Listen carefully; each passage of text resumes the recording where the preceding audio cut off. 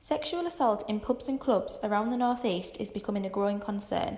Sexualised culture, amongst young adults especially, has a number of influences. With popular North East TV shows such as Geordie Shore demonstrating provocative behaviour and language, it is no surprise that the youth of the North East feel that this is acceptable.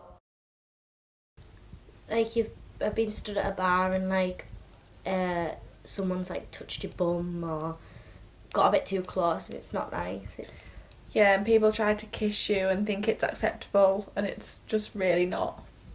I think that they kind of think it's acceptable. The way it is now, I think they'd think it's nothing. NE Vibe spoke to Arch North East to find out how they help victims of sexual assault. I think that we're living in a culture at the moment where sexual assault happens every single day. It's almost part of people's everyday experience when they go out into a nightclub. And I think people are starting to ignore it and not take it seriously. But the experience of women, if they're going to a nightclub, they're getting grabbed, they're getting rubbed up against, they're being touched, and it makes them feel incredibly vulnerable and incredibly unprotected. We have heard for decades now that if we dress in a certain way, if we dress provocatively, if we're flirty, then we're asking for it and we're getting into trouble.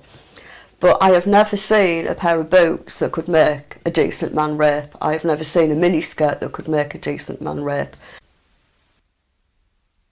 So within Arch, you can come to us and talk to us about any experience of sexual violence at any time in your life, whether this was a sexual assault or whether you've been raped or whether you've been abused as a child, and we will do everything we can to support you in whatever decision you make. So please don't suffer in silence. Come and speak to us and get the support you so richly deserve.